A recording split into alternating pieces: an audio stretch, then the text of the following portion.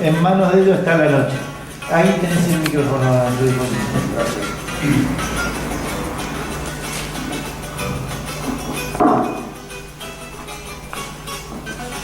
Muy buenas noches.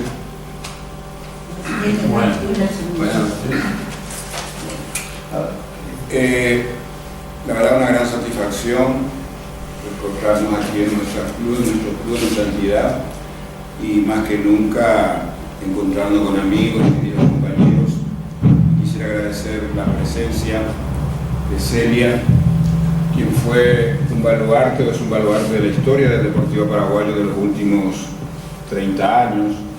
Llegó con nosotros al club aquel 17 de agosto de 1986, cuando con nuestra agrupación que se denominaba Movimiento de Recuperación Institucional logramos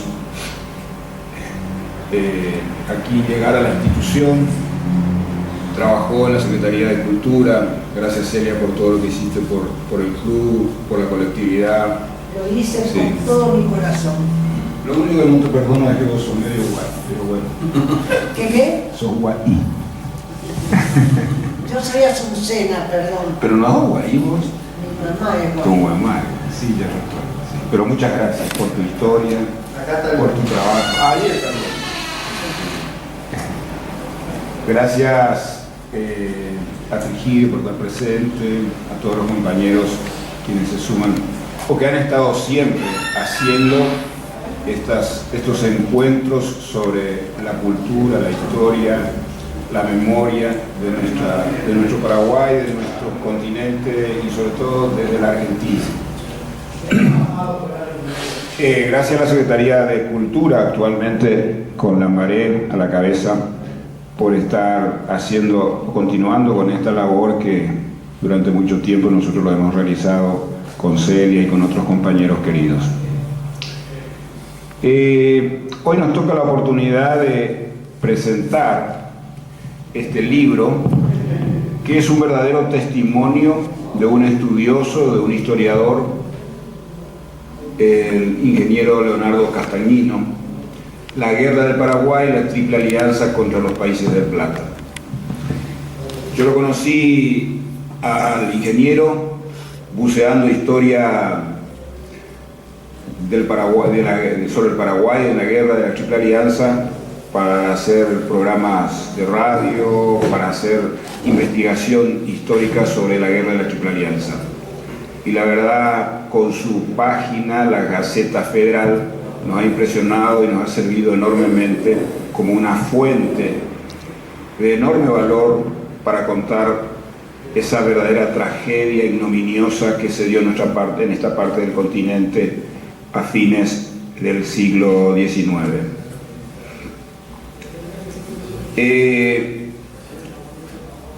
Actualmente yo estoy en parte trabajando en Paraguay y tenemos una agrupación, una asociación cultural que se llama Aquidabán. Lo hemos fundado con un grupo de compatriotas en mi ciudad, en Concepción, y una vez nos acercamos al ingeniero a través del compatriota que está presente acá, que es el luqueño Ricardo Carballo, que nos presentó después.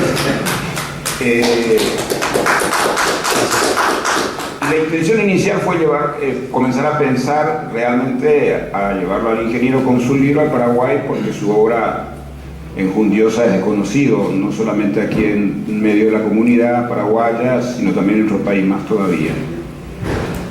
Pero oportunamente pensamos que era más que valioso presentarlo primero aquí en el club, ir pensando con el tiempo a hacer un verdadero viaje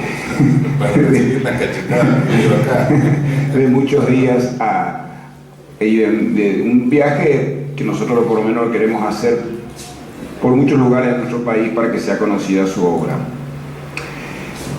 En Aquidabán nosotros planteamos que contar la historia del Paraguay con la visión que se da en contrapartida a la visión mitrista, a la visión que se ha tenido, la visión de los ganadores de la guerra, entre comillas ganadores, es muy valioso y que también tiene su continuidad en nuestro país. y que sigue contando la historia de la misma forma. Por eso el libro de del ingeniero es muy valioso y se suma a otros tantos valiosos investigadores de la guerra de la Triple Alianza desde Buenos Aires. El libro, por un lado, tiene un enorme valor que comenta la guerra como un hecho que tiene un contexto social, político, no solamente regional o continental, sino también de lo que ocurría en el mundo entonces.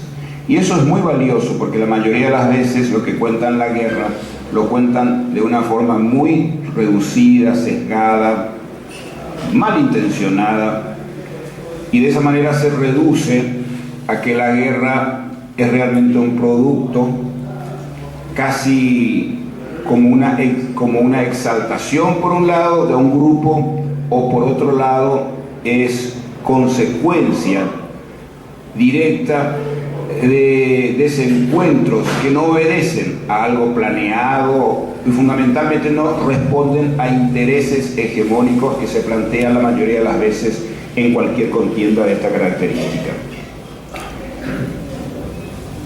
Y por otro lado ubica de que es la continuidad, el libro, de lo que venía dándose en la Argentina en la lucha de los que planteaban una Argentina federal y una Argentina unitaria.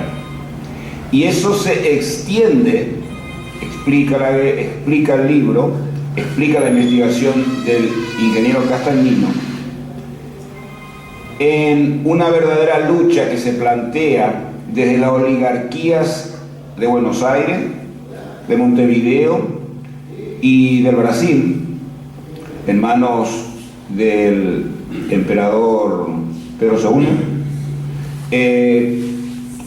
como una lucha contra los federales de la Argentina o contra los gobiernos que buscaban plasmar un accionar político y social absolutamente diferente a esa manera de plantear la economía y la política en esta parte del continente entonces.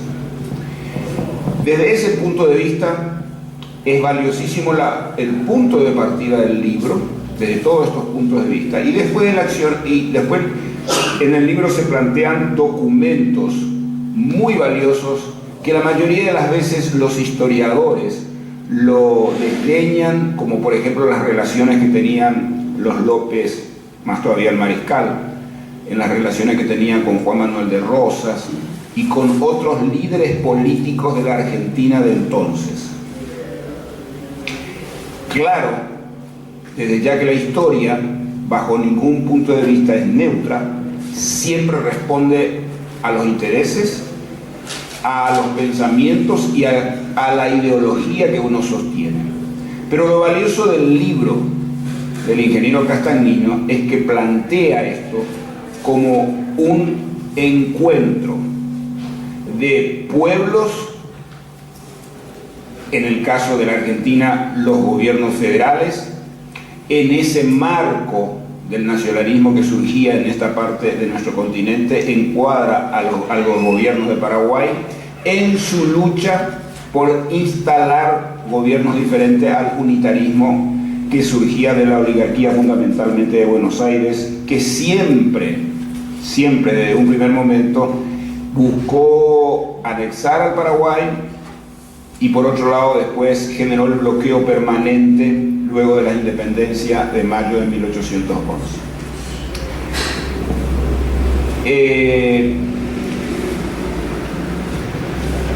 El libro tiene numerosas citas bibliográficas para aquellos que les interesa la historia. Es una oportunidad para enriquecerse, para nutrirse y también aprovechar la oportunidad de conocer más de cerca, al contar con la presencia del ingeniero, con los datos y todo lo que representa los puntos de la investigación que representa una obra de esta característica y de esta envergadura. Esperemos que podamos generar, luego de la presentación del ingeniero que nos va a hablar de su obra, podamos generar un ida y vuelta, preguntemos, planteemos nuestra opinión de la forma más profunda y, por otro lado, más resumida posible, de tal manera que podamos aprovechar la oportunidad de contar con un investigador que para nosotros es muy valioso porque representa una obra de enorme envergadura para mirar la historia del Paraguay, la historia de nuestro continente, a través de la Guerra del Paraguay y la Triple Alianza contra los países del Plata.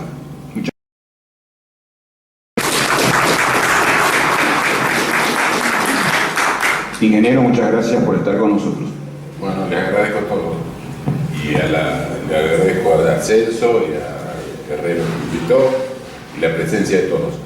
El micrófono, no sé si se escucha bien, me parece que no hace falta. Yo soy medio micrófono.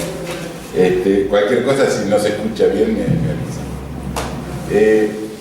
Claro, Celso se refirió al título del libro y es una pregunta que generalmente me hacen, incluso cuando estuve en Asunción, en el Cabildo me preguntaron o me cuestionaron el título, y el título viene de una frase que dijo Alberdi, que fue la triple alianza de la oligarquía porteña, montevideana y de Río de Janeiro contra las provincias del Plata. Yo lo llamé países porque, bueno, en esa época países era, por ejemplo, el país de Tucumán, el país de Mendoza, se llamaban las provincias, y países tenían un significado similar. Brevemente voy a decir cuáles son las excusas que se usaron para la guerra. Más que nada fue, o sea, yo seleccioné dos como principales. Una, que López era un tirano, y la otra, que Paraguay ocupó Corrientes sin declaración de guerra. Con respecto a que López era un tirano, para mí no vale la pena discutirla, porque en todo caso, si era un tirano, deberían haberse hecho cargo los propios paraguayos. No tenía que ir Brasil, que tenía 4 millones de esclavos, a liberar al Paraguay, matando además el 75% de la población. Y con respecto a la invasión sin previa declaración de guerra, tampoco está totalmente desmentido y demostrado por los documentos, que más adelante, en todo caso, me voy a referir.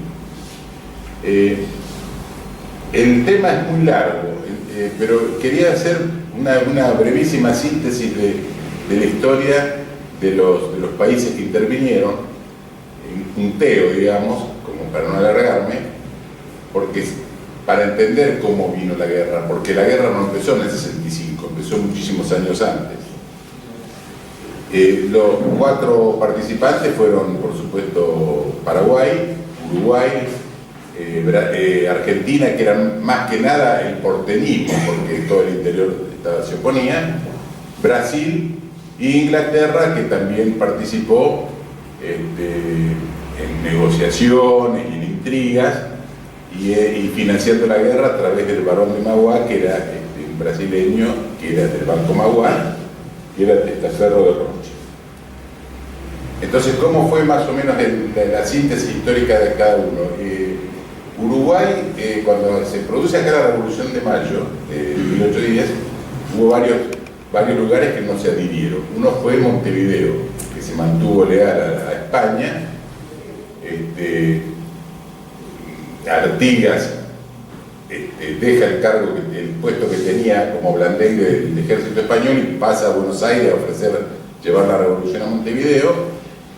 Mientras regresa, se demora unos días en Entre Ríos haciendo algunos contactos, y cuando llega ya se había producido lo que se llamó el grito de Asensio, que era toda la campaña uruguaya se había levantado contra las autoridades españolas.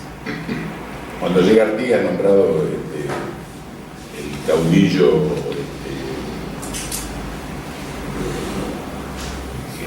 el local, o sea, el caudillo, no me sale la palabra ahora. Sí, no, primero fue... sí, era el caudillo natural, esa es la palabra que no me salía, era el caudillo natural. Entonces, ahí se empieza a ver como celos con Buenos Aires, porque veía la preponderancia que tenía Artigas. Después se produce en el 813, Buenos Aires convoca a la Asamblea del año 13, Paraguay no envía diputados, pero sí Uruguay. Los diputados tenían algunas instrucciones, como por ejemplo formar una confederación de provincias autónomas y que la capital estuviera fuera de Buenos Aires. Entonces, con esas solas cláusulas, con alguna excusa que dejaron afuera, se produce más enfrentamiento, se sigue el enfrentamiento se profundiza el enfrentamiento entre Artigas y Buenos Aires. Artigas, hay otras provincias que también tienen diferencias con Buenos Aires y lo nombran a Artigas protector, y se forma la Liga de Pueblos Libres, que era Uruguay, Entre Ríos, Corrientes, Misiones, Santa Fe, Córdoba. Incluso Artigas lo invita a formar parte de la Confederación a Francia. Francia no le dice que no, tienen algunos contactos y se intercambian algunos emisarios, pero no se incorpora, digamos, a esa Liga de Pueblos Libres. Yo creo que en parte porque tenía desconfianza de Artigas, como que era un hombre de abajo, y además para no crear problemas con Buenos Aires, no se incorpora. Y esa Liga de Pueblos Libres la gobernaba Artigas, desde Purificación, que es un pueblo que está acá al norte de Paysandú. Y en 1815, en Arroyo de la China, declaran la independencia de España y de toda potencia extranjera. Mandan emisarios a Buenos Aires desconoce lo resuelto en esa asamblea, pone preso a los prisioneros, pone prisioneros a los emisarios, convoca al Congreso de Tucumán y declara la independencia de España, pero no dicen nada de otra potencia extranjera, que fue una cláusula que se agregó después. Después, en 1817, los brasileños invaden la banda oriental, entonces se ahonda aún más el enfrentamiento entre Artigas y Buenos Aires. Los ejércitos federales al mando de Stanislao López y Francisco Ramírez sitian Buenos Aires,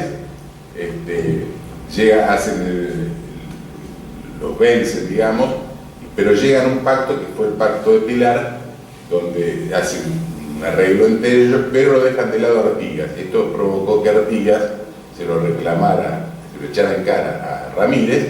Ramírez le contesta airadamente, se enfrentan, y Artigas termina, después de varias batallas, vencido y exiliado en Paraguay.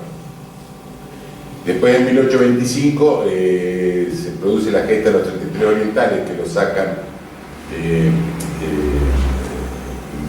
se pelean, digamos, luchan contra los brasileños, y en 1825 declara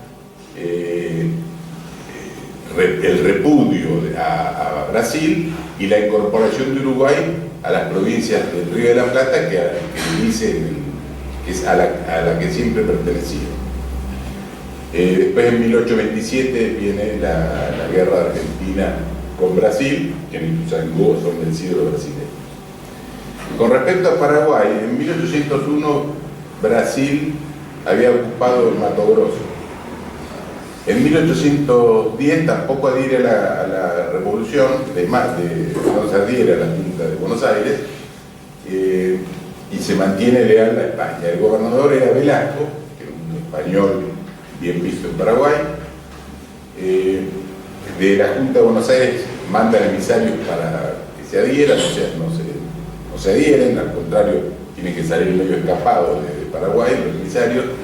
Y entonces Buenos Aires, mientras tanto, armaba un ejército al mando de Belgrano, un ejército auxiliar, que se llamaba,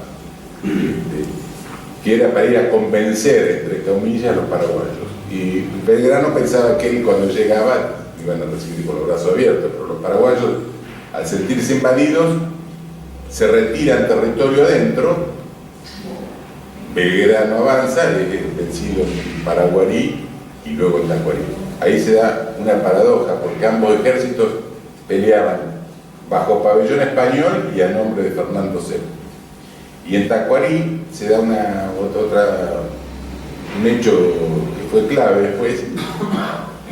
El ejército español, que estaba al mando de Velasco, se desbanda. Velasco va a Asunción y da parte de la derrota, pero en el interín los criollos paraguayos reaccionan y lo vencen a Belgrano. Entonces, ¿eso que produjo? Velasco se vio un poco desacreditado por lo que pasó y los criollos paraguayos se dieron cuenta que ellos eran, digamos, podían manejar su propio destino. A raíz de eso, a Velasco al poco tiempo lo obligan a gobernar con una junta en la cual participa Gaspar Rodríguez de Francia, que era un abogado paraguayo que había estudiado en Córdoba, en el Colegio Montserrat. Y entonces en junio, al poquito tiempo, lo sacan a Velázquez, porque le encuentran unas cartas comprometedoras con los brasileños y lo desplazan. Entonces quedan 3 paraguayos. Esa junta paraguaya, por pluma de Francia, le propone a Buenos Aires hacer una confederación de provincias autónomas y que ninguno tuviera preponderancia sobre las otras. Buenos Aires ni contesta la nota y por el contrario le empieza a hacer un boicot y a entorpecer la navegación del río, a aumentar los impuestos, empieza a ir digamos, a hacer la guerra, digamos, política a Paraguay. El bloqueo famoso. Sí, incluso le toma algunos barcos, le decomisa mercadería, le aumenta los impuestos, y esto que provoca que Paraguay se empiece a aislar cada vez más, hasta que llegó a cerrar prácticamente todas las fronteras. Francia es nombrado dictador perpetuo, hace la reforma agraria que nombró, que divide el territorio en pequeñas parcelas para que los agricultores la trabajen, crea la industria de la patria. Con el tiempo y después incluso con la llegada de Carlos López se incentiva la educación, que llega a tener 460 escuelas en Paraguay, la industria, el ferrocarril, el telégrafo, o sea, empieza a crecer Paraguay autónomamente y con una condición muy particular, que es sin tomar empréstitos, que fue el único país de América que no tenía empréstitos extranjeros. Durante el gobierno de Francia, la relación que hubo con Rosas, algunos dicen que fue muy tensa, pero lo cierto es que Rosas mandó a un emisario que se llamaba Rosena, tuvieron una entrevista secreta con Francia, y se deduce por lo que pasó después, es que llegaron a mantener el status quo, o sea, ni Paraguay pedía la independencia o la separación, ni Rosas la iba a incorporar por la fuerza. Y así se mantuvo hasta 1840, que muere Francia y asume Carlos López. Carlos López, que era un poco más aperturista que Francia, en 1842 declara la independencia y le manda un emisario a Buenos Aires. Y Rosas le contesta con 2 notas, una nota oficial, digamos, pública, diciéndole que de separarse, que él ni aprobaba ni desaprobaba la separación, que en todo caso, cuando las provincias estaban en guerra civil o en conflicto, cuando se pacificaran, iban a resolver entre todas o aprobar o desaprobar la separación. Pero en una nota confidencial le dice: no les conviene separarnos ni a ustedes ni a nosotros, porque nos vamos a debilitar ambos y nos van a invadir los brasileños. Eso es una de las cosas que le dice. Después le dice también que se va a llenar de loquistas y de extranjeros, en fin, una serie de causas. Pero la principal era eso, porque precisamente fue lo que sucedió 20 años después, que invadieron los brasileños a Paraguay y lo destruyeron. Y 20 años antes, en 1852, lo derrocaron a Rosas y lo sacaron. Para mí el error que cometió ahí Carlos López fue que publicó en el diario la nota oficial, pero no la nota confidencial, que era la verdadera causa de negar, de no aprobar la separación. Entonces esto creó un malestar entre los paraguayos y Rosas, por lo argentino.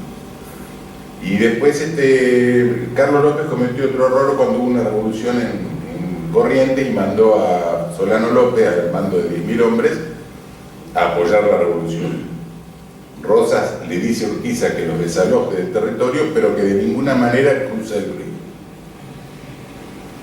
Después, el tercer error que cometió para mí fue cuando se pelean en Cepeda Mitre y Urquiza, y Solano López hace de componedor, digamos, y los hace arreglar. Entonces, precisamente estaba arreglando a quien al poco tiempo le iban a destruir Paraguay. Es el pacto de San José de Flores. Sí, el pacto de San José de Flores. Eso fue en 1850. ¿Cómo? ¿Puedo poner un bocadito? Sí. Justamente el pacto de San José de Flores. ¿Se vieron la Avenida Independencia?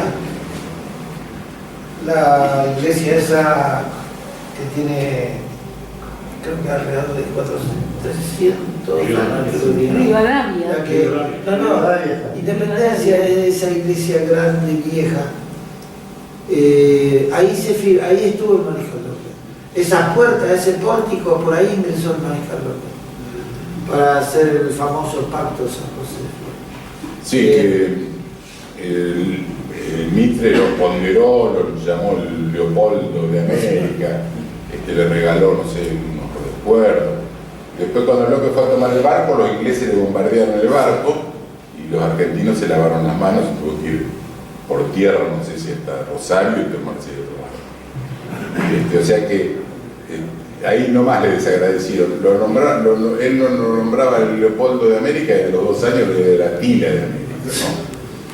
Y al pueblo hermano Paraguay, al país hermano Paraguay, que había nombrado en 1859, a los pocos años era la talabartería de López, efectivamente, decía.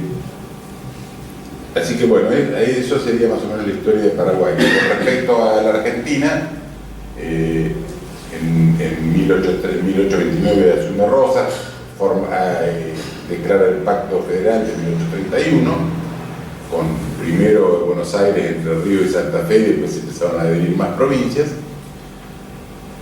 y lo derrocan a Rosas con la excusa de hacer la Unión Nacional y la Constitución. Pero a los 2 días, hasta las 48 horas, estaban todos peleados. Lo que viene de la Unión Nacional y en las 48 horas estaban todos peleados. Entonces empieza a haber enfrentamientos, se enfrenta el mitrismo con Urquiza, llegan a la batalla de Cepeda de 1859, Urquiza lo vence a Mitre, sitia Buenos Aires.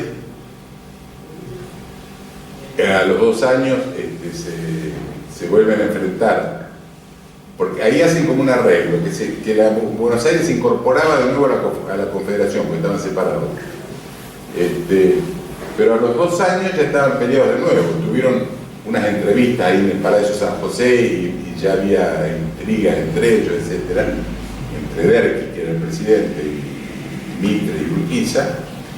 Y entonces se vuelven a enfrentar en Pavón. En Pavón hay un pacto masónico, porque el mismo Mitre dice que nos juntamos en el templo y el genio invisible batió las alas y se vainamos las espadas.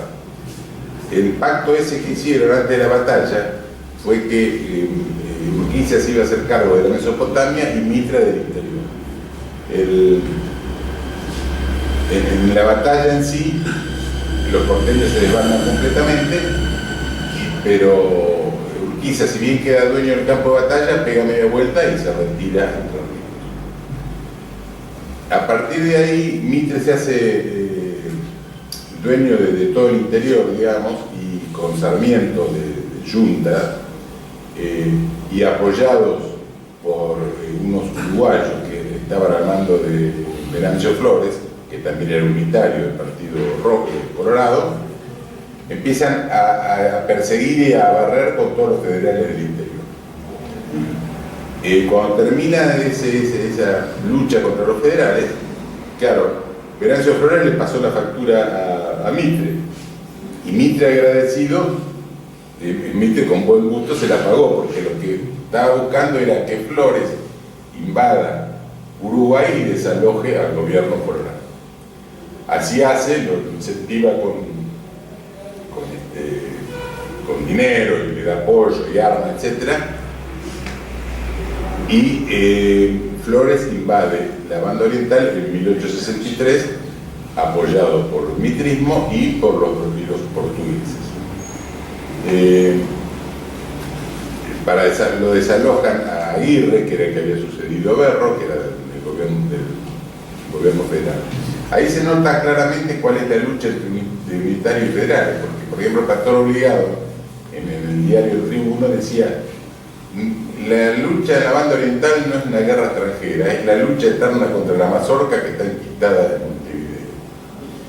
Y el mismo Mitre, en el diario La Nación, decía: el próximo turno es Paraguay. A partir de ahí se empieza, digamos, a acelerar el conflicto de la guerra. Brasil empieza a reclamarle, incluso intimar a Uruguay por los súbditos brasileños que estaban en territorio uruguayo, que en realidad eran o productores de hacienda o contrabandistas de hacienda de Uruguay hacia Brasil. Entonces, con la excusa de los súbditos, le manda una nota muy fuerte,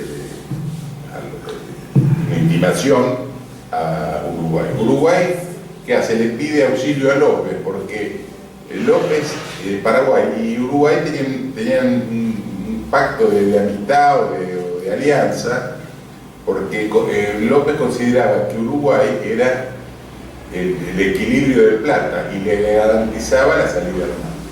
Entonces López le advierte en una nota muy, muy fuerte, digamos, a Brasil y a la Argentina, que cualquier acción que tomaran contra Uruguay iba a ser considerada caso de Brasil. Se hace el desentendido y sigue, digamos, presionando.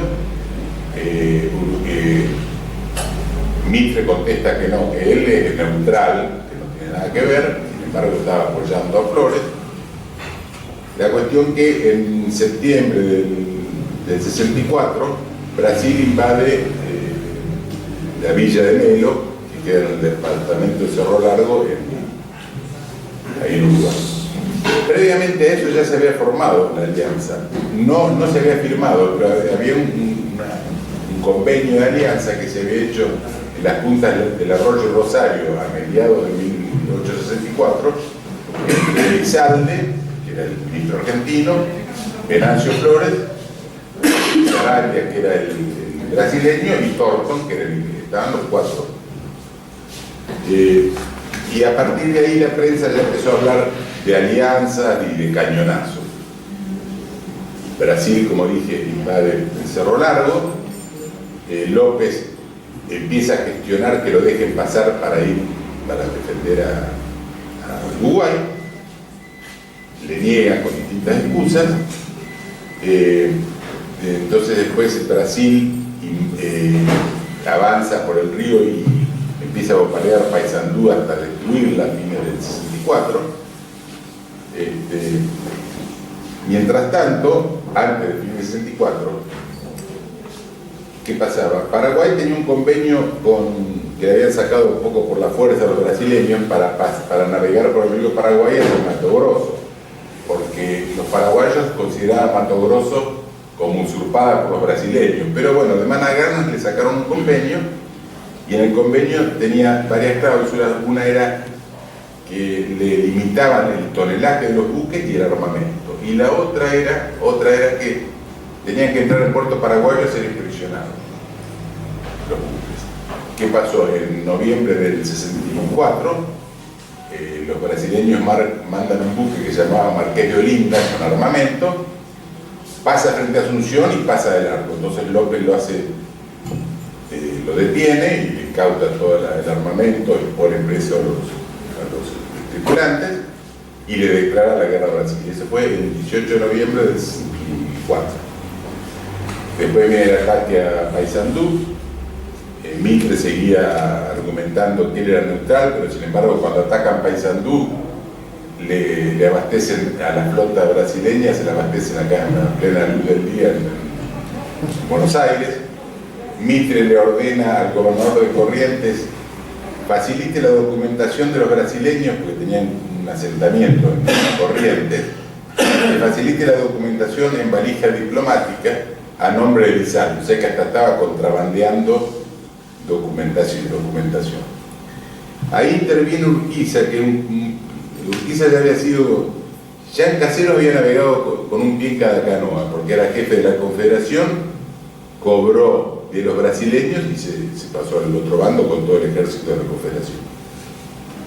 Y acá yo digo que estaba navegando con un pie en cada canoa, con Paraguay y Argentina, y con una caña pescando en Brasil. Porque él era compadre de López. Y le decía a López, mire, si no lo dejan pasar, los entrerrianos van a ser la vanguardia del ejército paraguayo. A su vez hablaba con Mitre. Mientras tanto, negociaba la venta de caballos a Brasil, le vendió los 30.000 caballos que tenía en la provincia de Entre Ríos, se los vendió a los brasileños, y se pasó de bando, se hizo proveedor del ejército y hizo una fortuna. La cuestión que Mitre finalmente le dicen a López, le dice, si quiere pase por el río, y López prácticamente no tenía armada, es como darle un peine un pelado. La cuestión que finalmente le niegan el paso. Entonces López dijo, voy a pasar con o sin permiso. Entonces el 18 de marzo le declara la guerra públicamente. Quiere decir que Buenos Aires se debió haber enterado a los pocos días, y no solamente la declara públicamente, sino que manda un emisario. El emisario se demora un poco, llega creo que los primeros días de abril, no se sabe bien qué día llegó. Llega a Buenos Aires con copia de la declaración de guerra. Y Mitre, ¿qué hace? Lo pone prisionero al emisario y le esconde la declaración de guerra, a esperar a que ocupen o que crucen el río para acusarlos de agresión sin declaración de guerra. Que declaró la guerra y que mandó al emisario se supo por varias fuentes. Una, por ejemplo, el gobernador de Córdoba, el 3 de abril, le escribe a López, a Mitre, diciéndole, Paraguay nos ha declarado la guerra y el primer paso va a ser ocupar Corrientes. O sea que incluso sabían dónde iba, qué era el primer paso que iban a dar. El mismo ministro inglés le informa a su gobierno, dice, Paraguay le declaró la guerra a la Confederación Argentina. Dice, vi copias de la declaración en manos de Elizalde, o sea que sabían. Incluso en Uruguay se festejaban las calles que ya estaban viniendo 30.000 paraguayos en defensa, etc. La cuestión que le había declarado la guerra el 18 de marzo, el 14 de abril ocupan Corrientes, y a los pocos días dan las noticias en Buenos Aires que habían ocupado sin previa declaración de guerra. Entonces Mitre desde el balcón dio su famosa frase, 3 días en los cuarteles, 3 semanas en campaña y 3 meses en Asunción. La guerra duró 5 años, fue la guerra más desastrosa que tuvo América del Sur,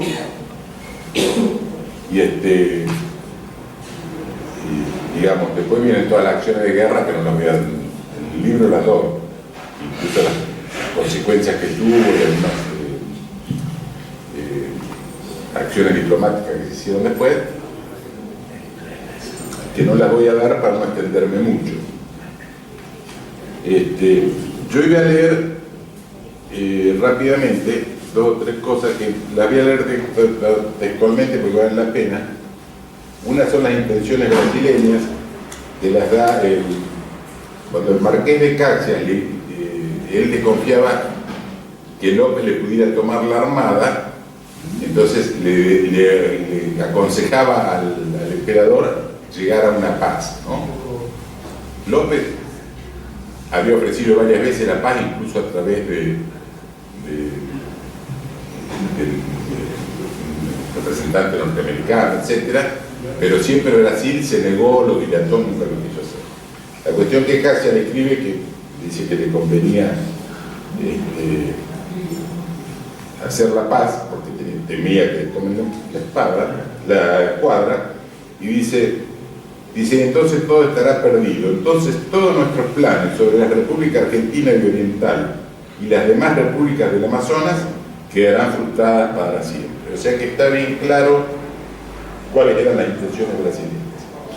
Y en otro párrafo le agrega: con la paz tendremos conservada nuestra actitud en un mejor tiempo para llevar adelante y con los otros medios las pretensiones imperiales sobre las repúblicas americanas. Con la paz observaremos nuestra ascendencia sobre la República Argentina y Oriental por razón de los compromisos que el general Mitre y el general Flores han contraído con el gobierno de su majestad. Acá queda bien claro cuáles eran las intenciones brasileñas, que eran los Brasil era aliado de Inglaterra, para destruir Paraguay, que era el único país que quedaba autónomo y era un mal ejemplo para los demás. Ya habían sacado a Rosas, habían sacado después al gobierno Colorado y Uruguay federal y fueron contra Paraguay. Y para terminar voy a leer algunas opiniones que dan otros, no sé si estoy muy largo. Muy bien. Voy a leer algunas opiniones de algunos personajes importantes. Uno es de Alberti. Alberti estaba en contra de la guerra, incluso fue acusado de aparaguayado. Mitre lo acusó de aparaguayista. Y Alberti le contestó que eso era el patriotismo bien entendido. Dice: yo por lo menos no participé en caseros con pabellón extranjero y con uniforme extranjero. Se lo reclamaba a Mitre, que vio casero escondido detrás de un árbol, y a Sarmiento, que acompañó al ejército grande de Urquiza.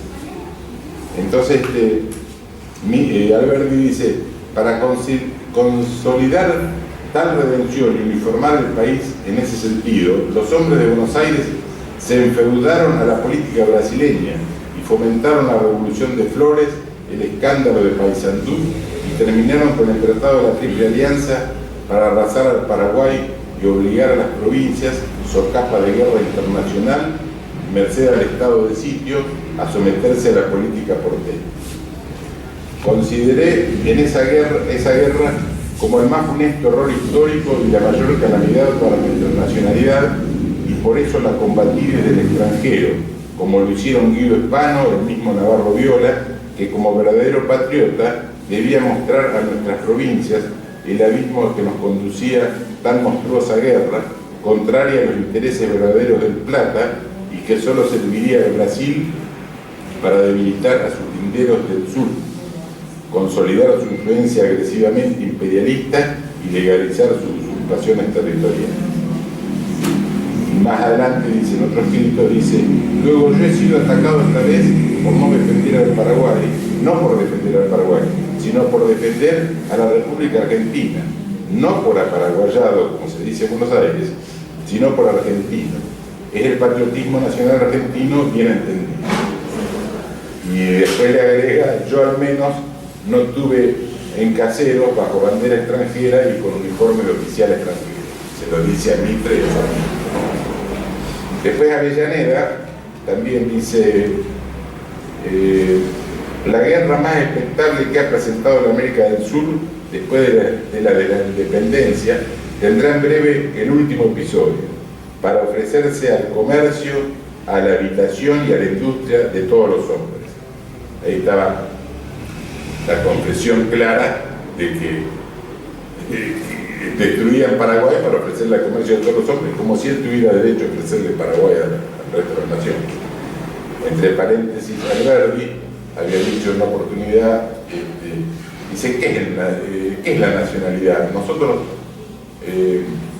somos ciudadanos del mundo, ¿qué importa la nacionalidad? Porque precisamente la diferencia que había entre unitarios y federales no solamente era el centralismo del gobierno, sino una filosofía y una política. El militarismo eran extranjerizantes, admiradores de la Revolución Francesa, de las luces, eran indiferentes o contrarios a la religión. En cambio los federales eran el patriotismo, el terreno, la nacionalidad, digamos, el folclórico, el españolismo, y la defensora de la religión. Por ejemplo, Rosa decía la Santa Federación, Facundo Quiroga decía religión o muerte. Mitre también dice en otros escritos, dice: ahora le toca el turno a Paraguay. Y en diciembre de 1864, el Diario de la Nación editorializaba esto. El Diario de la Nación Argentina se llamaba, después le cambiaron el nombre y le sacaron, quedó La Nación solo. Dice: hemos explicado que la política de la Alianza de 1851 es el punto de partida y la base en que reposa la política liberal del Río de la Plata. ¿Qué nos falta para alcanzar los propósitos de 1851? Que las repúblicas orientales y del Paraguay den gobiernos liberales regidos por instituciones libres. Viene ahora el turno al Paraguay. El Paraguay, que es la negación de la Alianza de 1851, se encuentra hoy precisamente por eso unida al gobierno de Montevideo. Y en otro escrito dice, Las Arengas, dice: cuando nuestros guerreros vuelvan de su larga y gloriosa campaña, podrá el comercio ver inscritas en sus banderas los grandes principios que los apóstoles del libre cambio han proclamado para mayor gloria y felicidad de los hombres. Y en otro testimonio, bueno, fue el de Pastor Obligado, que dice, que no es ya lo nombré esto, que no es la causa extranjera, es el partido unitario que lucha en la lucha eterna contra la mazorca, cuyo espíritu transmitirá a Montevideo. Lo que deseamos para esos hermanos es la libertad, un triunfo más completo, como entre nosotros, no deje un chacho ni un Urquiz. Y después Sarmiento dice también en varias frases lapidarias, dice: no crea que soy cruel, es providencial que un tirano haya hecho morir a todo ese pueblo guaraní. Era preciso purgar la tierra de toda esa excrescencia humana. Eso se lo dice a una amiga en una carta. Y el 1 de abril le escribía también a Mrs. Mann, maestra norteamericana, dice que soñaba formar con inmigrados de California una colonia en el Chaco que puede ser el origen de un territorio, un día un territorio llano. Muy patriota, fue el presidente argentino. En carta del 12 de octubre del 69, en una carta a Manuel García le escribía: la guerra no está concluida, aunque aquel bruto, Solano López, tiene todavía 20 piezas de artillería y 2000 perros que habrán de morir bajo las patas de nuestros caballos. Ni a la compasión mueve ese pueblo, rebaño de lobos. Y por último, dice Mitre, una carta de Sarmiento Mitre, en 1872, dice: estamos por dudar de que exista el Paraguay, descendientes de razas guaraníes, indios salvajes y esclavos que obran por instinto o falta de razón. En ella se perpetúa la barbarie primitiva y colonial. Son unos perros ignorantes. Al frenético, idiota, bruto y feroz borracho Solano López lo acompañan miles de animales que obedecen y mueren de miedo. Es proverbial que un tirano haya hecho morir a todo ese pueblo guaraní. Era necesario purgar la tierra de toda esa presencia humana, raza perdida de cuyo contagio hay que librarse. Lo más lindo que después fue morir a Paraguay, ¿no? Exiliado. Se le dio la vuelta a la boca a Sarmiento, ¿eh? ¿Cómo? Se le dio la boca a Sí, o sea, lo más lindo que Sarmiento. Es un viejo dicho eso, ¿eh? ¿Cómo? Y es un viejo dicho. Y encima los liberanos lo recibieron con... Y usted sabe de algo de la legión paraguaya que tuvo por conmigo. Sí, sí. Lo más lindo que lo acusa a López, dice feroz y borracho, y lo más lindo que él le daba también a la bebida. Voy a contar como anécdota que en un diario de Buenos Aires, cuando él era presidente, sacaron como título El borrachón Sarmiento. Entonces le quiso cerrar el diario y creo que llamaba al mandó el periodista y dijo: no, fue un error de tipeo, era el bonachón Sarmiento. Así que, bueno, yo no sé, creo que doy poco opinión.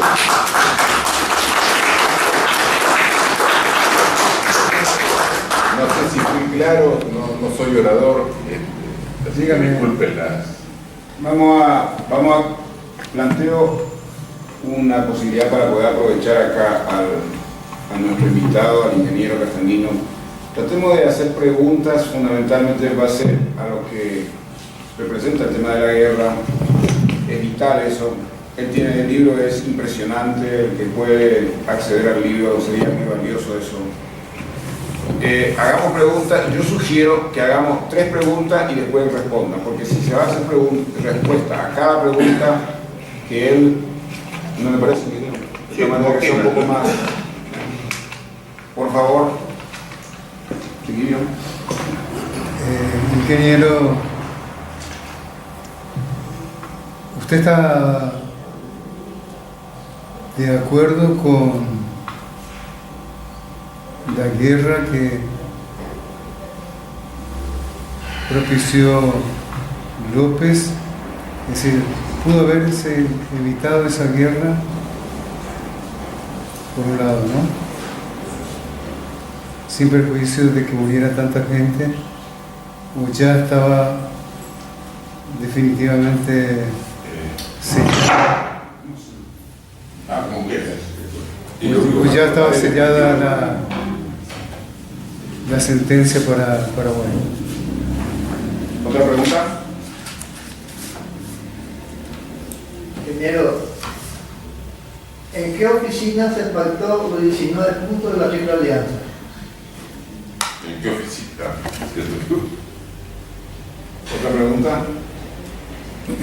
¿Cuándo cambió la personalidad de López de ser un componedor a ser el más tirano de los tiranos? Bueno, era si podía haber evitado la guerra. Yo creo que no, porque ya estaba programada.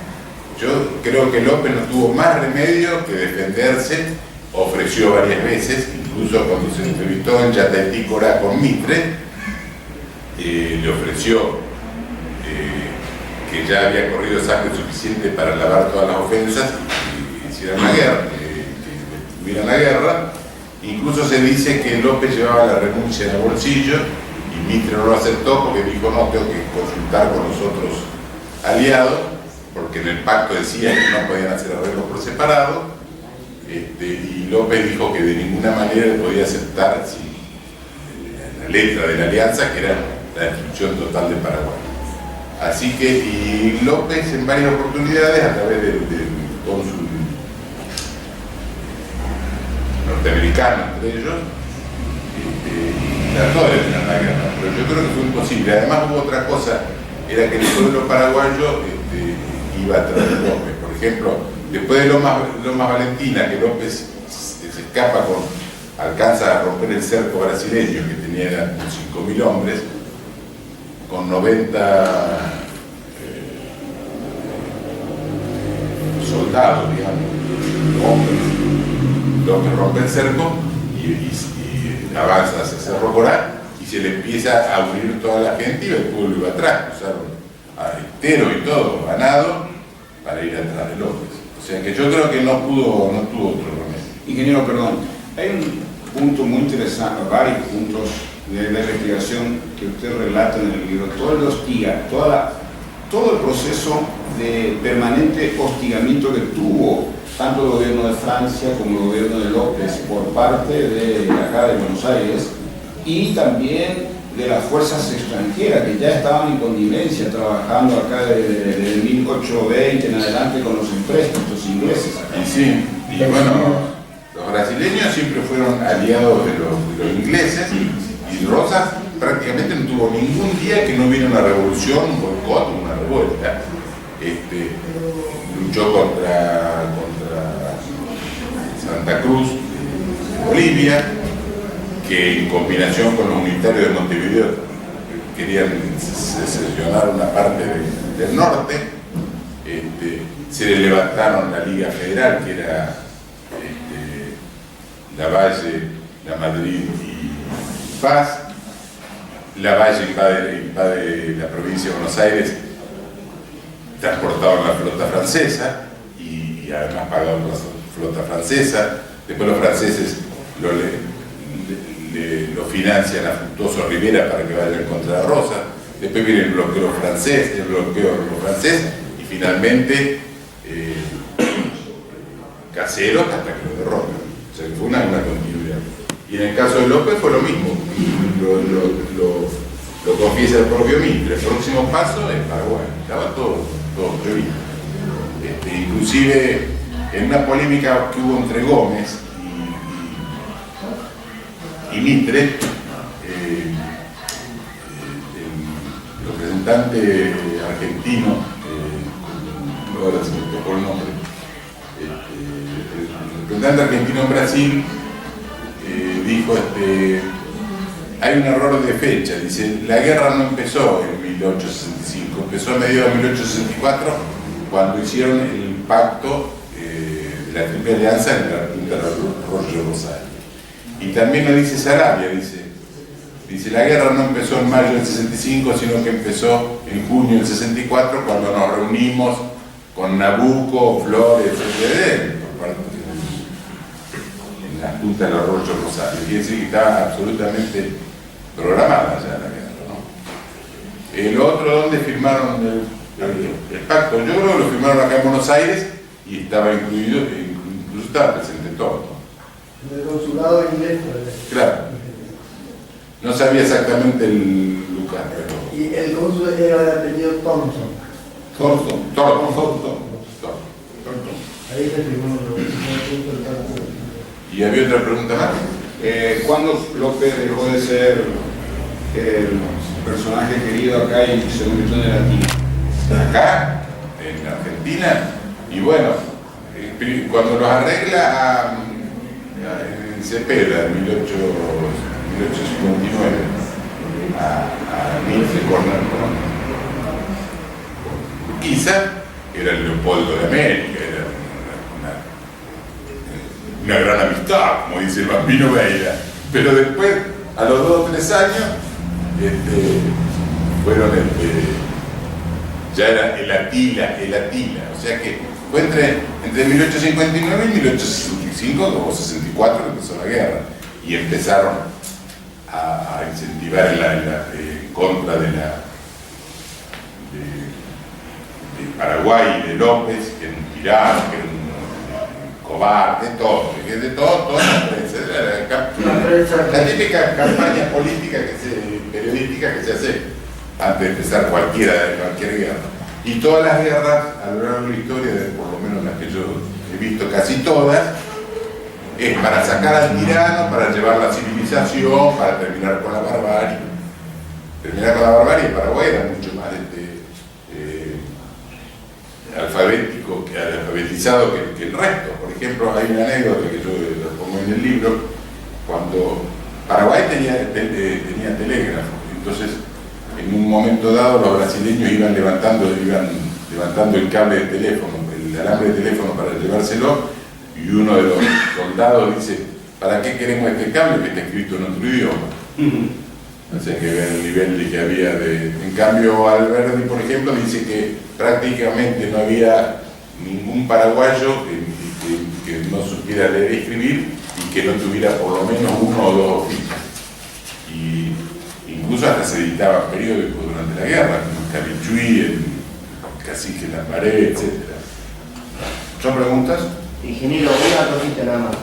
¿No le parece que es lo mismo que pasó con Siria, con Irak, con Libia?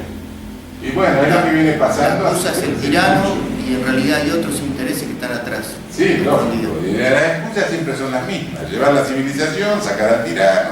Guerra económica. Sí, económica, porque Sí. precisamente los bancos centrales de esos países están en manos. Por ejemplo. Venancio Flores, de una historia oficial, participó en la Triple Alianza. Sí. Que lo que pasa es que Venancio Flores lo saca a Aguirre y asume como presidente. Entonces participa en la Triple Alianza y va a la guerra incluso, ¿no? Gracias. Yo quisiera hacer 2 preguntas, ingeniero. Uno, es justamente si se puede, base a sobre todo en enorme investigación que usted tiene en el libro, el tema de la influencia enorme que tuvo Inglaterra en el proceso de la para generar toda la intriga y las peleas en las provincias del Plata, y de cómo a través de los dirigentes encabezados por Rivadavia en el caso, en Buenos Aires, en la Argentina, comenzó el endeudamiento inmenso para los países que estaban en la independencia, que después en el Paraguay se dio después de 1870. Esa es una pregunta. Y la otra es,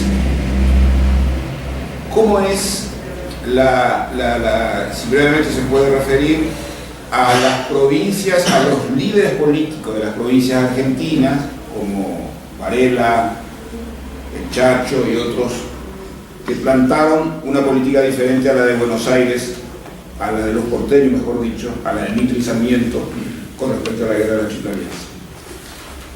Bueno, la primera era de los ingleses. Los ingleses era una guerra entre Inglaterra y España, que ya venía de mucho antes. Los ingleses lo que querían era, los españoles habían ayudado a la independencia norteamericana.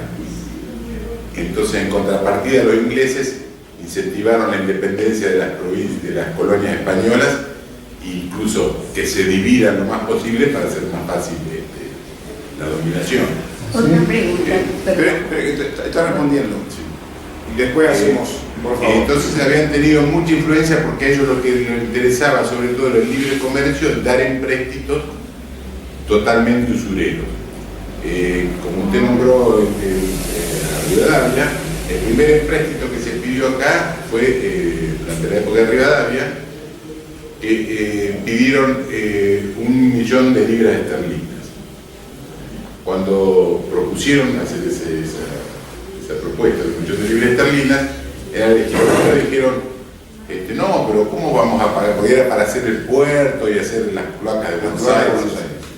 Dice, ¿cómo vamos a pagar? ¿Cómo vamos a hacer para devolver 1 millón de libras esterlinas?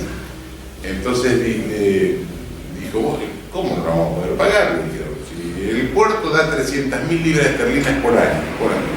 Y dice, bueno, esperemos 3 años y la pagamos y hacemos las obras sin pedir dinero. Y entonces quedó medio, digamos, casi se cae, digamos, el pedido, ¿no? Pero alguien levantó la mano y dijo, no, dice, porque lo que pasa es que si entran 1 millón de libras esterlinas, se reactiva la economía. A mí me hace acordar a la radio de la semana pasada, ¿no? O del año.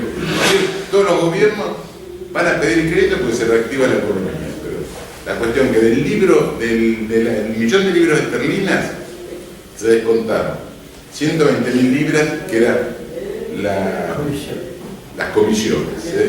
Además, ya la negociaron en Londres al 70%, ya quedan a 700.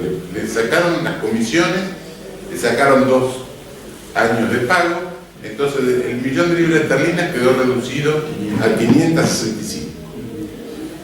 Entonces mandaron 5.000 libras esterlinas en efectivo, 60.000 libras en papeles, giros bancarios contra los comerciantes ingleses, o sea, papelitos. Y las otras 500 le ofrecieron a Buenos Aires, le dijeron que como era muy peligroso transportar tanto dinero por mar, por los piratas, etc., que le ofrecían dejarlo en el Banco de Londres al 4%. Le cobraban el 6% y le ofrecían dejarlo en Londres al 4%. Entonces yo creo que esa fue la primera, digamos, la primera vergüenza de todos los créditos que hemos pedido a lo largo de la historia. El tema de los líderes políticos de las provincias, Varela... Bueno, en el caso de Varela se opuso al Chacho directamente, digamos, él estuvo un poco en contra de Rosas, pero los mismos que lo sacaron a Rosas después lo mataron a él. Y en el caso de Varela, que era un estanciero de San Juan, se levantó todo el interior en contra de la guerra de la Triple Alianza durante la guerra de la Triple Alianza. Tanto así que Mitre dejó el frente de batalla para venir a ver si podía sofocar la rebelión. Por eso en las provincias hubo muchas que se opusieron algunos porteños también, pero sobre todo en las provincias. Por ejemplo, cuando Urquiza convocaba a la gente a unirse al ejército, cuando se enteraban que en vez de ir contra Brasil iban contra Paraguay, se desbandaban. Incluso hubo fusilados y lo llevaban maneados y con grillos, ¿no? Primero, Álvaro. Ya. Paraguay pierde territorios. ¿Cómo fue eso? Y bueno, era la parte de la señora. Sí, no, yo quería saber, supongamos que Urquiza no traicionaba a las provincias y a López como lo traicionó.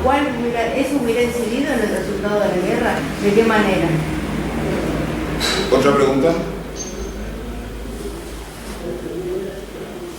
Una preguntita.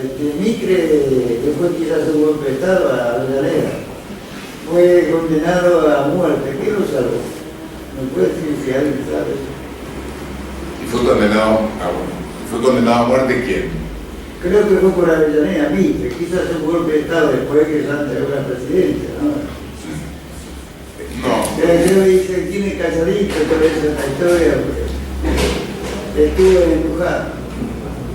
Sí, yo no sé qué haya sido condenado a muerte. Ahora, ella me preguntaba de los territorios paraguayos. En esa época no estaba muy bien definido el límite. Por ejemplo, los paraguayos reivindicaban, creo que Misiones hasta la divisoria de aguas y la actual provincia de Formosa. Y por supuesto reivindicaban Mato Grosso y una serie de territorios que se los quedaron los brasileños. Lo que pasa es que los brasileños, cuando toman Asunción, sacan todos los papeles que favorecían a la Argentina con respecto a los límites y se roban todos los papeles que favorecían a Paraguay con respecto a ellos. Después de la guerra hubo una disputa, digamos. Argentina quedó con Formosa, ¿no? ¿Y Misiones? O sea, Bueno, también eso que se pusieron como límite el Paraguay. Eso lo veo un poco como más lógico, porque digamos, puede ser una frontera natural. Lo que me parece extraño es Formosa, que está pegado a Asunción. Y yo digo, ¿cómo? Asunción no tenía influencia en toda esa zona. Inclusive hubo una disputa por Villalles, se llamaba, que se llamaba, creo que la Villa Oriental y bueno, ahí Mitre fue primero a hacer gestiones a Brasil, no le dieron bolilla, incluso hasta medio lo maltrataron. Después fue a Paraguay y el mismo brasileño también lo dejó de lado.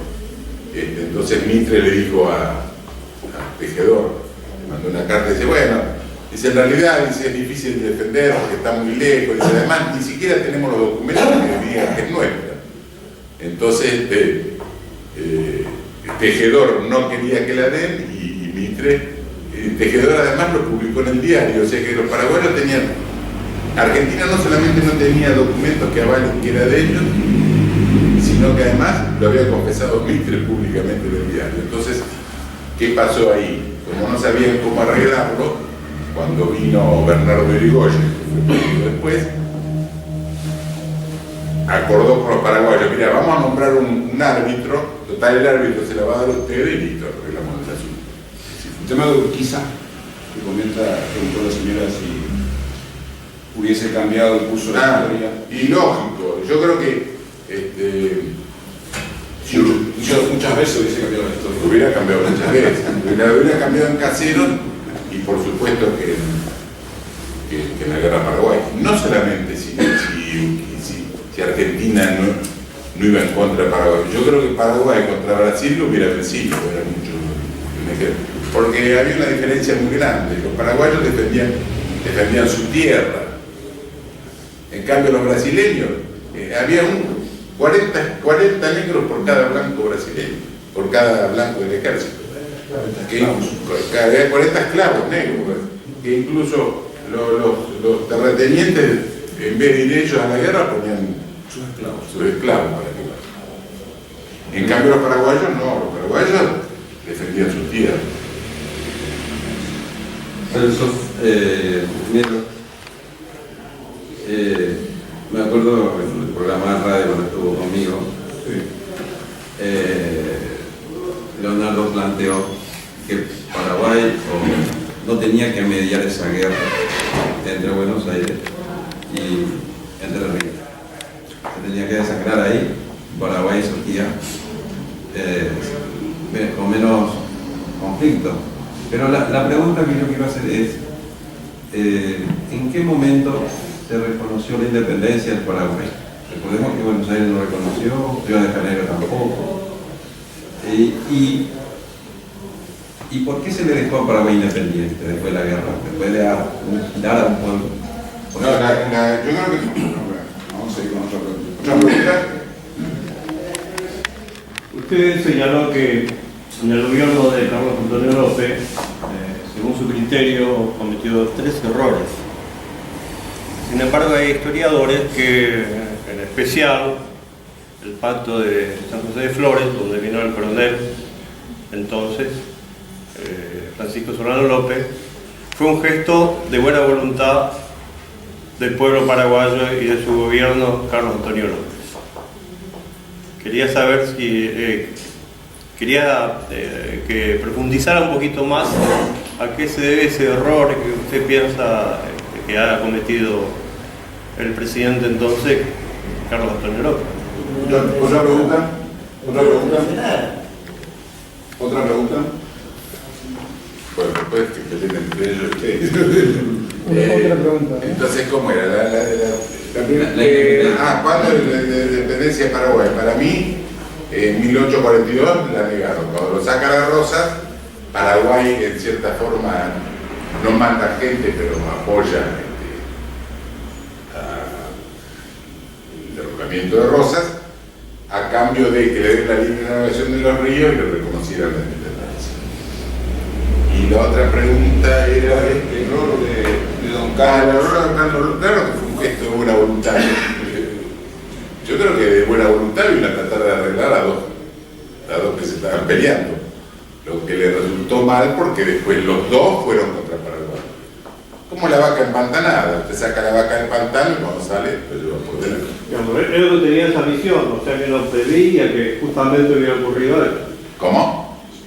No veía esa posibilidad que tuviera más. No, pero sin embargo el hermano López, Ignacio, le dijo, creo que acaba de trenzar la soga porque nos van a ahorcar. Se retira. Una pregunta. Hacemos la última pregunta, puede ser, por favor. La participación de los masones, ¿en qué influyó? Bueno, yo no estuve en la tenida, ¿no? Pero algunos dicen que sí, que no, pero hay una cosa que para mí es evidente,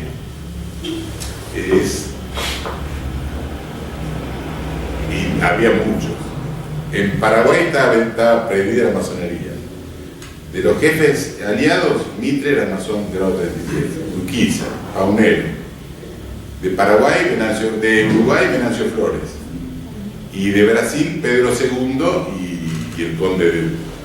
Inclusive, yo acá no lo leí, pero precisamente en una actividad masónica, que fue el 29 de septiembre de 1868, Mitre, agitando un instrumento masónico, dijo, ¿qué es Sarmiento? Un pobre hombre como yo, un instrumento como este. Y después, en otra oportunidad, dijo, ¿qué somos ahora? No somos sino agentes serviles y pagados a módico precio de las plazas extranjeras. Eso lo dijo Vicente Fidel López en la Cámara de Diputados. O sea que yo creo que tuvo que ver, para bien o para mal, depende de la mentalidad, la posición de cada uno. Bueno, yo voy a hacer la última pregunta y creo que a todos los paraguayos eso siempre nos llena de intriga. El tema de los legionarios paraguayos aquí en Buenos Aires y su influencia enorme al formar parte, su influencia, no sé si enorme, al formar parte del ejército de la Triple Alianza. Y bueno, yo creo que en Paraguay siempre hubo, desde el principio, después de la Revolución de Mayo, había un grupo que era españolista, un grupo mayoritario que era patriota o criollo, como quiera llamarlo, y había un grupo que era porteñista, porque eran comerciantes, tenían intereses comerciales con Buenos Aires, y siempre los hubo, como hay en todos lados. Cuando se arma la guerra, todos esos paraguayos que eran porteñistas o que tenían intereses en Buenos Aires, se pusieron del lado de Argentina. Y iban con la bandera, inclusive iban con la bandera paraguaya, que López se lo reclamaba, como nos atacan con el mismo pabellón paraguayo. Y además hubo prisioneros. Tenía entendido que para ellos era muy fácil echar a López, pero no pensaba que le iban a hacer mierda al Paraguay.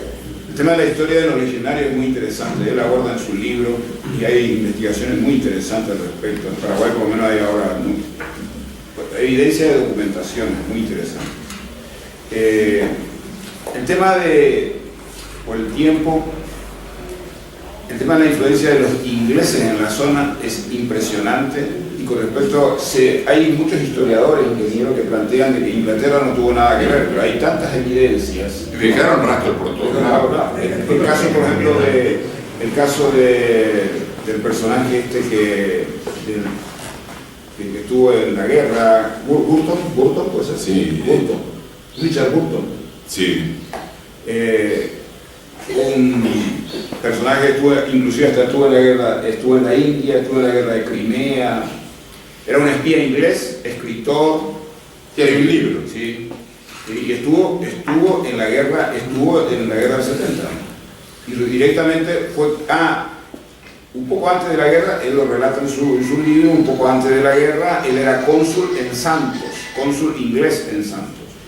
Y cuando se instala la guerra, se traslada a Buenos Aires y comienza a trabajar directamente para la corona inglesa, para los ingleses. A mí me llama la atención, por ejemplo, George Thompson, sí, que era general, creo, del ejército paraguayo, se rinde, creo que ya sobre el final de la guerra, López se ha traído. Y me llama la atención, leyendo el libro de él, lo mal que habla de López, que yo digo, ¿cómo puede haber sido peleado a favor? Él dice que peleó a favor de Paraguay cuando conoció la letra secreta del Tratado de la Triple Alianza. Lo que me llama la atención que hable tan mal de López defendiéndolo. El ingeniero, ¿quién le va a hablar mal si estaban derrotados ya? Todos los escribas estuvieron al servicio de la causa de los vencedores. Por eso, pero me llama la atención. La historia la escriben los vencedores. Quería hacer un comentario, además, agradezco la verdad que uno aprende siempre en estas presentaciones del libro, porque al que le gusta la historia se va instruyendo y día a día aprende algo más, ¿no? Hubo un gobierno en Paraguay que reivindicó la figura precisamente del Mariscal López, que fue olvidado por muchos años, fue la guerra de la Alianza. Y ese gobierno fue el del coronel Rafael Franco. Y hoy precisamente es aniversario de su muerte, y hoy día para todos los febreristas está considerado como la fraternidad febrerista. También quiero agregar que no solamente la figura de López en ese gobierno se reivindicó, sino que también al doctor Francia, que fue bastante mal considerado por muchos años. O sea que hoy es un día muy especial, también, por otro lado, de que la historia nuestra, Paraguay, guarda muchos, pero muchos recuerdos muy importantes. Gracias, muy bien, gracias. Yo quería agregar que normal, digamos, entre comillas, que Inglaterra en esa época era el imperialismo. Y siempre los imperialistas, como Estados Unidos, Irak, Siria, o sea que es lógico que haya participado y haya aportado y en síntesis, bueno, que le pregunto al ingeniero si él considera que es así. ¿Cómo? Si considera que es así y que por ser imperialista realmente invade, es decir, no invade, apoya la invasión a Paraguay, la iniciación de la guerra. Sí, ¿quién apoya eso? Inglaterra. Y sí, lógico. Lógico, era el imperialismo. Sí, eso es interés de imponer el libre comercio, que fue la eterna guerra que hubo entre ellos. Hay un dato interesantísimo que surgió, escrito en historiadores, el tema de cuándo aparece la vara Andrade en Paraguay. La vara Andrade aparece en Paraguay inmediatamente después del 1 de marzo de 1870, con dos gobiernos, con Cirilo Antonio Rivarola y con Jovellanos. Al primero le da 1 millón de libras esterlinas de préstamo y al segundo otro 1 millón de libras esterlinas, y es copiado de lo que pasó acá con Rivadavia. Del primero dice, o sea, en los papeles figura que tiene que llegar a Paraguay 530.000 libras esterlinas. De la misma forma, también llegaron papelitos. Con el gobierno de Jovellanos la misma cosa. La misma cosa. O sea, todo eso se produjo en Paraguay después de la guerra del 70. Declaró número 1 de la historia. Igual que Cirilo Antonio Rivarola, igual que Varey. En la época de Carlos Antonio López. ¿Cómo? En la época de Carlos Antonio López también, Estados Unidos vino con una flota, ¿no? Sí, esa es otra parte de la historia. Sí, 1859. ¿Alguna pregunta más? Y otra cosita que ustedes no sé si saben. ¿Qué pasó después de la guerra de secesión de Estados Unidos? Que yo tenía muchos algodones y después, como no tuvieron más, los ingleses sabían que Paraguay tenía algodón. Quería comprar, pero López le dijo, no, nosotros ponemos precio. Los ingleses querían poner ellos, pero desde ahí comenzó los ingleses a mirar más a Paraguay. ¿Sabían ustedes eso, no? Sí, es la eterna lucha de la materia prima, de comercio. El libro del ingeniero Castañino es muy amplio, compañero. Abarca todo eso, tiene documentaciones, tiene por eso es muy interesante. El libro está editado acá en... Sí, acá por la Gaceta Federal. Y también yo le invito a quienes bucean por internet, métanse, él tiene una página que se llama la Gaceta Federal y ahí está parte de sus investigaciones, sus documentos y de sus publicaciones. La Gaceta. La Gaceta Federal. Y el libro ahora está en venta, se puede comprar en guaraníes, en pesos y en libras esterlinas y lo pueden ahorrar acá. ¿Y en dólares? ¿Y en dólares? Gracias.